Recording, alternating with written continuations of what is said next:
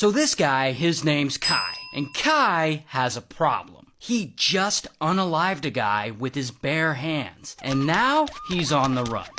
Now Kai, he's a hippie, he's a free spirit, he's kind of homeless and kind of traveling around America. But one day, he's out hitchhiking in California, and someone pulls over to give him a ride. This man, Jet. And Jet's like, hop in, buddy, and off they go. So they're driving along, and they get to talking, and they get to toking a little zaza. And for some reason, Jet suddenly just snaps and has a complete psychotic break. He starts telling Kai that he's actually Jesus, he's swerving all over the road. He goes on about how he hasn't slept properly in weeks, and about how he SA'd a girl. He's shouting racist things, I mean, all kinds of stuff. And Kai, he tries his best to act chill. But then, Jet sees a group of gas and electric workers on the side of the road. And suddenly, skirt, he swerves right into them and pow! He hits one of them, a black man, pinning him between his car and another truck. And then Jet hops out of the car and he yells, I am Jesus Christ! And he starts shouting racial slurs. And then he makes his way over to the worker, who's still stuck. And he starts trying to tug him out, which is actually doing more harm than good. But then, this former nurse, she happens to be walking by, and she sees all this, so she immediately runs over to help. But Jet, who's 6'4", 300 pounds, he just picks her up, and he starts hitting her, and she starts trying to fight him off, but Jet, he's just too strong, and it looks like he's really about to hurt her.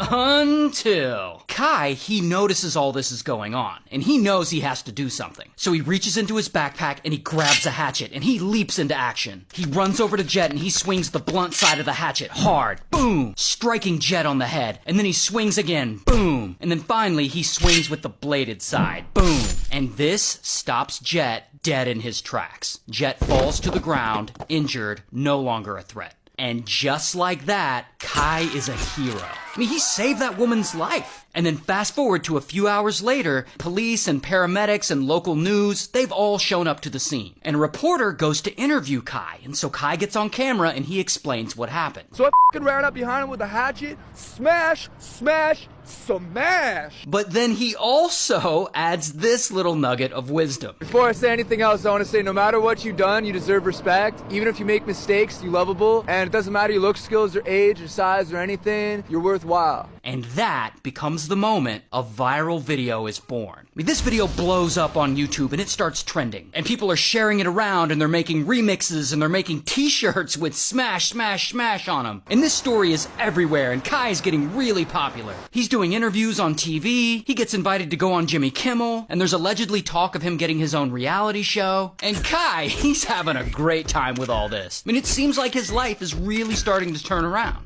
Second until. About 3 months later, after the viral moment, Kai takes a trip to New York. And while he's there, in Times Square, he meets this man, Joseph. Joseph is 73, he's a lawyer, and Kai and Joseph, they really hit it off. Joseph offers him a ride, and then he invites him over to his house in New Jersey, and then they have dinner, and Kai crashes there, and Kai stays with Joseph for 2 nights. And then on the second night, something crazy happens. Kai ends up unaliving Joseph, and I'll get to why. But fast forward to Monday morning, and Joseph, he doesn't show up to work. So his friends call police to do a welfare check. And so police show up to his house and they check through the whole place. And there, in the bedroom, they find Joseph, in his underwear, unalived. He had been beaten to death. Now in the living room, they find a piece of paper near Joseph's laptop with a name and phone number on it. Kai's name and phone number. So Kai immediately becomes the #1 suspect. But by the time police find Joseph's body, Kai has already left town. He flees to Philadelphia where he's trying to lay low. But unfortunately for Kai, disappearing is way harder than it used to be, now that he's got all this internet fame. So yeah, someone spots him pretty quickly. And 3 days later, police find him at a Starbucks and they arrest him. Here's his mugshot. And so they charge him with Joseph's murder. Here's the thing though.